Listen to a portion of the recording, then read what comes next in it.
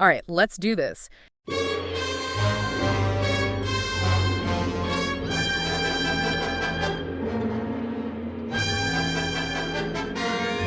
You guys sent in some fascinating material about a movie called Attack of the Crab Monsters, 1957, classic sci-fi horror. And, I'm really curious to dive into it with you, unpack it, see what it's all about. I mean, giant crabs. How scary can they be, really? Well, you might be surprised. I have a feeling we're about to find out. Maybe these crustaceans are more cunning than we think, so where do we even begin? Well, this film, it's more than just giant monsters. It's a product of its time. 1957, the Cold War, nuclear testing. People were terrified of what science might unleash. So we're talking about a monster movie, but also a window into history. I love it. Exactly. Okay, so for someone who's never seen this film, set the scene for us.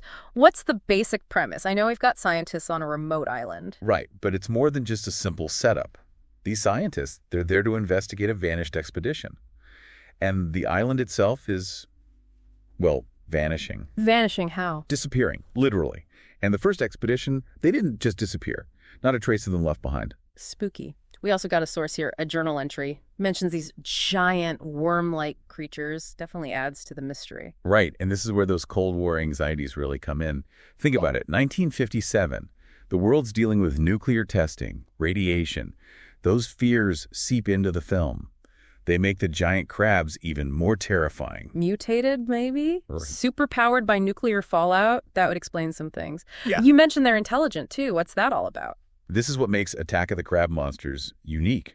The crabs aren't just mindless eating machines. Mm-hmm. They absorb the minds and memories of their victims. Wait, hold on. They absorb them, so they're not just eating people, they're kind of becoming them. In a way, yes.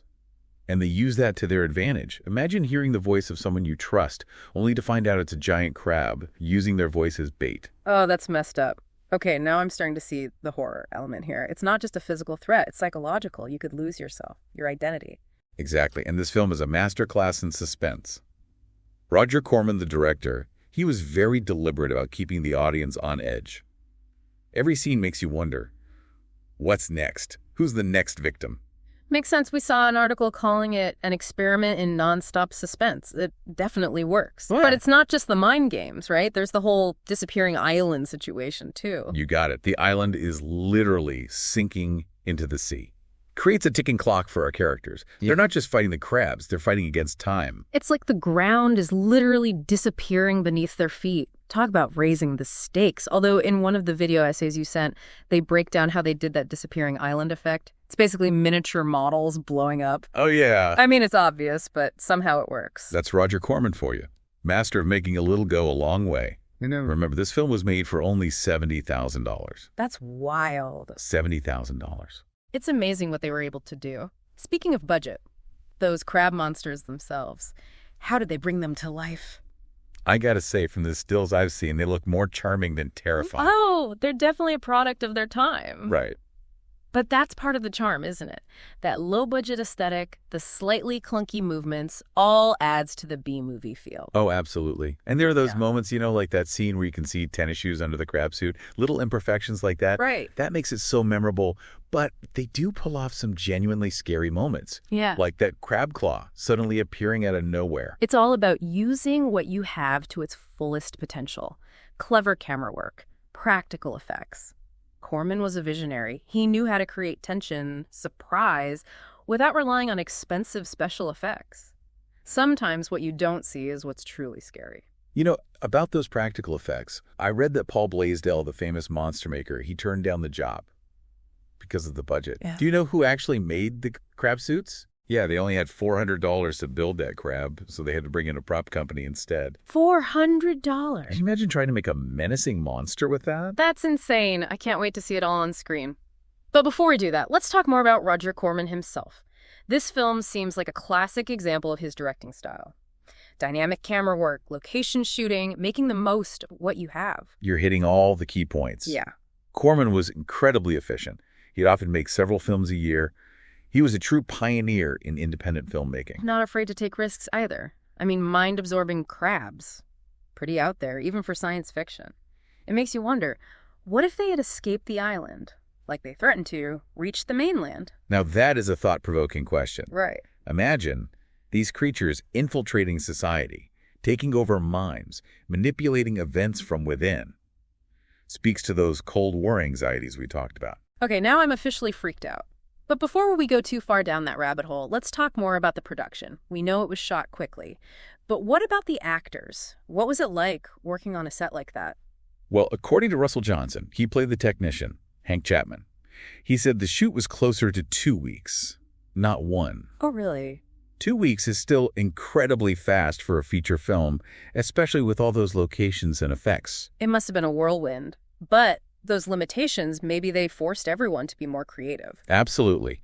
And there was a real sense of camaraderie on set. They knew they weren't making a big-budget film, but they were determined to make it the best they could. And that passion comes across in the final product. I'm starting to see why this film has become a cult classic. B-movie charm, sure, but also a lot of heart and soul. So let's talk about the reception. When Attack of the Crab Monsters first came out, was it a hit? Or did it take a while for people to catch on? Well, the reviews were a bit mixed, as you might expect. Yeah. Some critics, they found it original, suspenseful, especially considering the budget. But others, they just dismissed it as another cheesy monster flick. Yeah, I can see that. But like we've been talking about, there's something about this movie, something that sets it apart. It's more than just a B movie. Exactly. And actually, a lot of critics at the time agreed. There was this one review in Variety.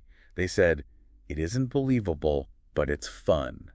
Ah, perfect. I think that sums it up perfectly. Yeah. You got to approach it with a sense of humor. Yep. Appreciate those classic B-movie tropes.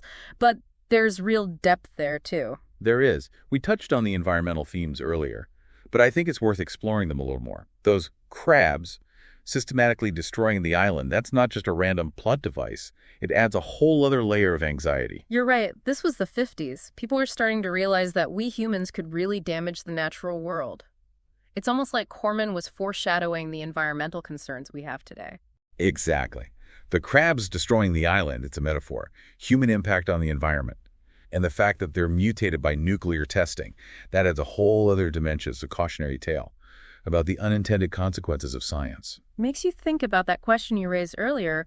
What if the crabs had reached the mainland? What would happen? Right. If these mind-absorbing creatures were unleashed on a larger scale? That's the real horror of this film. It's not just about physical destruction. It's about infiltration. These creatures getting into our minds, taking away our individuality, controlling us. That's a terrifying thought, like a nightmare scenario, Right. being taken over, not just physically, but mentally, emotionally. And that violation, that loss of self, that's what makes this movie so unsettling. It goes beyond the typical monster movie jump scares. It gets under your skin. Okay, I gotta lighten the mood here for a second. Because of... For all the creepiness, this movie is, well, pretty funny at times. Oh, absolutely. The blend of horror and humor, that's part of what makes it so unique. And honestly, a lot of the humor comes from those low-budget limitations we were talking about. Yeah, the crab suits. They're definitely more hilarious than horrifying to a modern audience.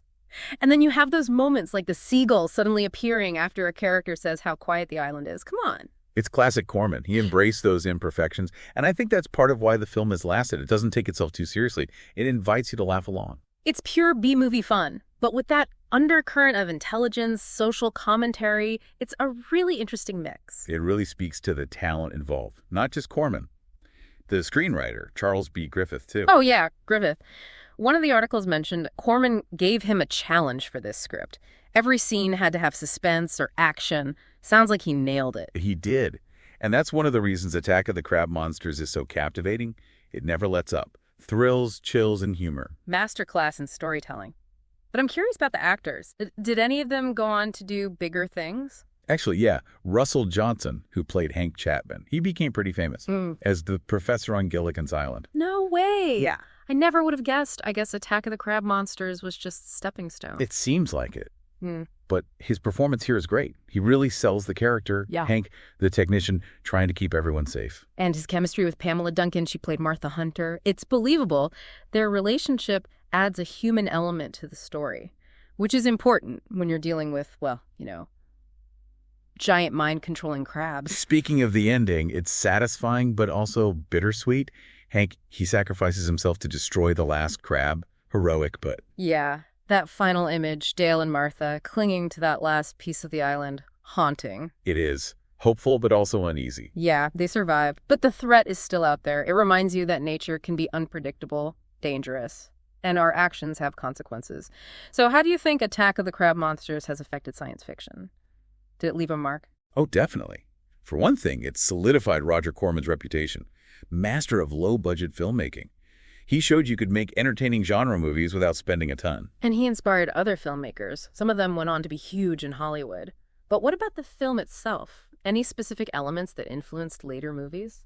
Well, Attack of the Crab Monsters was one of the first films to have a monster that could absorb minds.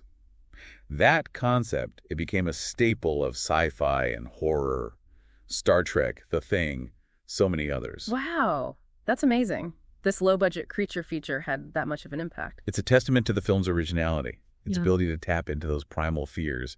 And even though it might seem cheesy now, there's something about it, something compelling. I'm starting to get it. So besides the mind-absorbing monsters, what else stands out to you about this film?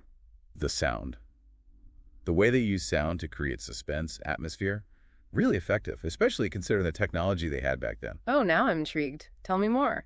How did they use sound to make those crabs even creepier? Well, just think about it. The way those distorted voices, they just echo through the island. You know, it's like the crabs are using those memories, the emotions of their victims, like their weapons, turning their own voices against them. Oh, yeah, that's creepy. It's like in that scene with Martha when she hears McLean's voice calling her name. It plays on those deep fears we have, something sinister lurking in the shadows. Exactly. And it's not just the voices either. It's the sound effects, like that subtle scuttling you hear. Yeah. The crab legs, dark. And then that ominous rumble of the island as it starts to break apart. It just creates this tension, this dread. It stays with you. It's incredible what they did with sound alone. It adds a whole other layer to the horror. It really does.